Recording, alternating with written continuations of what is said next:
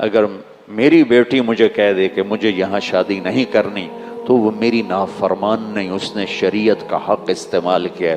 میرا بیٹا کہہ دے کہ ابا میں یہاں شادی نہیں کر سکتا تو یہ اس کا حق ہے، وہ کہہ سکتا ہے میں نہیں کر سکتا، کہ زندگی ان بچوں نے گزارنی ہے۔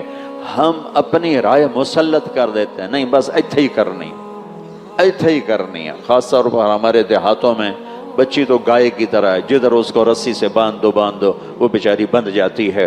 پوچھنا ہوتا ہے، پوچھو، بیٹے سے رائے لو، بیٹی سے رائے لو، وہ ہاں کرے پھر قدم اٹھاؤ، وہ انکار کر دے تو اسے نافرمان نہ سمجھو۔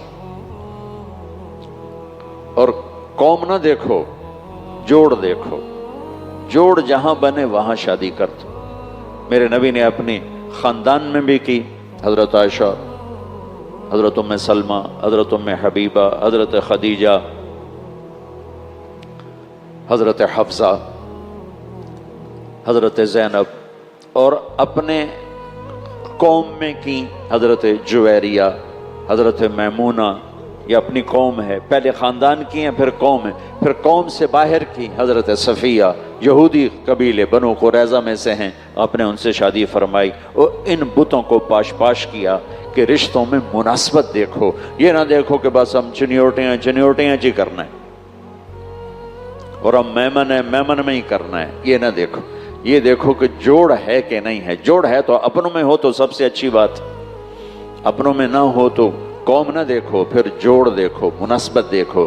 اگر وہ ہاں نہ کرتا ہے بچہ، بچی اسے حق حاصل ہے، اسے اللہ نے یہ حق دیا ہے۔ حضرت علی رشتہ مانگنے آئے، میں پہلے سنا چکا ہوں کہ جبریل آ چکے تھے کہ رشتہ یہیں دینا ہے، تو آپ نے ہاں نہیں کی، آپ نے کہا انشاءاللہ۔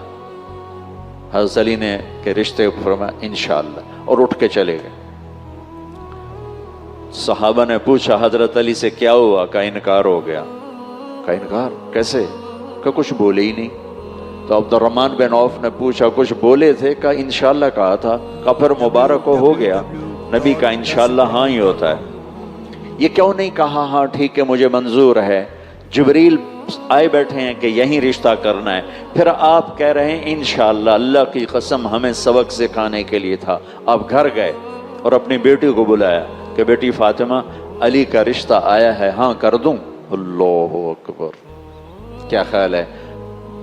حضرت فاطمہ کہیں کہ نہیں، یہ تو آج کی ہماری بیٹیاں اس دور میں بیچاری چپ کر اٹھ کے چلی جاتی ہیں، تو وہ تو جنت کی عورتوں کی سردار، میرے نبی کی آنکھوں کا تارا، جگر کا ٹکڑا، اور آپ کہہ رہے ہیں فاطمہ علی کا رشتہ آیا ہے، ہاں کر دوں؟ جب حضرت فاطمہ نے ہاں کی تب آپ باہر نکلے، کہا علی لوگوں کو بلاؤ۔ پھر ایسے مسجد میں لوگ جمع ہوئے اور آپ نے ان کا نکاح پڑھایا۔